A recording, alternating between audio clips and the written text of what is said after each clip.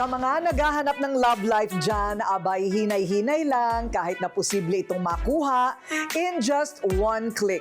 Paano ba naman kasi digital na lahat? Instant! Pati na ang makakarelasyon. Yan mismo ang natagpuan ni RC Miranda gamit ang isang dating app. Yun nga lang, may twist. Imbis na lalaki ang kanyang nakamatch, isa rin palang babae. Rumble po ito dahil huli na nang malaman niyang napeke ako ng true love ko. Lahat tayo naghahanap ng true love. Sino ba naman ang ayaw kiligin? Ang mga desperado pa nga sa online dating kumakapit. Nagbabaka sakali na dito nila makikita si The One. Hindi na iba ang journey to pag-ibig ni RC. Ang sabi ng tatay ko kasi noon, parang binigyan niya ako ng advice. Ang sabi niya, masanay ka na. I-expect mo na magkakaroon ka ng ganyang karelasyon. Nangyari sa amin nung uli, parang magkahihiwalay. Kasi nga, may mga bagay kang nibigay sa kanya katulad ng anak. Sumubok siyang muli sa mundo ng pag-ibig. At halabira, the search is on. Nakahanap siya online ng isang lalaki na pakiramdam niya ay soulmate na niya. Dito, muling nagkaroon ng ningning ang kanyang mga mata. Hindi pa rin maalis kay RC na gusto niyang makita ang kanyang nakakausap. At dito na unti-unting nabuo ang imahe ng lalaking pinapangarap niya sa kanyang isipan. Kaba, takot.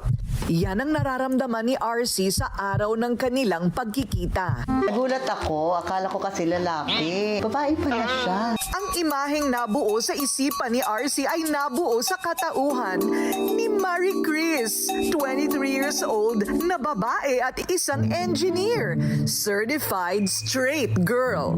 Ang tingin ko sa kanila is lalaki pa rin. Pero ika nga nila, love knows no gender.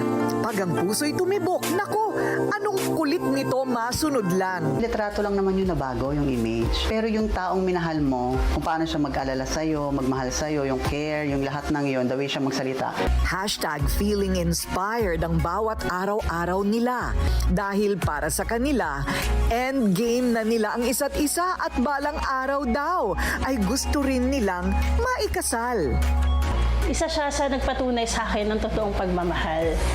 Yung mga bagay na, siguro isa yun yung material. Siya yung unang tao nagbigay sa akin ng, maraming beses niya itong ginawa, yung bouquet of flowers na malaki talaga.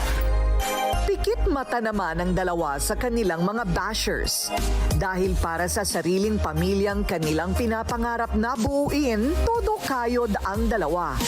Para sa kanila, ang pagmamahalan nila ang nagbibigay lakas at kulay sa bawat bukas na kanilang kakaharapin. Kaya naman sa mga nawawalan ng pag-asa dyan, huwag nang magsenti sa inyong mga kwarto. Hindi malabo mahanap mo rin ang iyong destiny. Lalo na ngayon, na pati ang pag-ibig pwede nang ma-search online. Malay mo, sa isang click mo lang tulad ni RC at Marie Chris, mag-catfish ka man. Masabi mong, nakita ko online ang true love ko.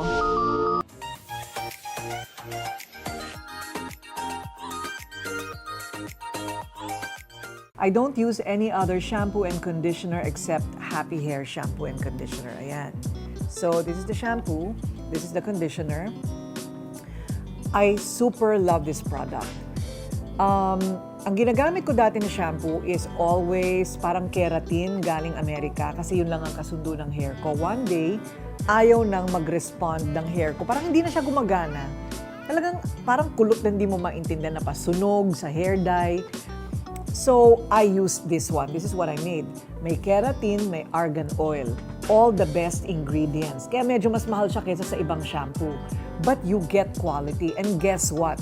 Nung ginamit ko yung shampoo and conditioner ng Happy Hair, dapa ulit ang buhok ko. Super straight na yung hair mo, super kintab, and tumigil ang falling hair ko. That's Happy Hair shampoo and conditioner. I love and I am so proud of these products.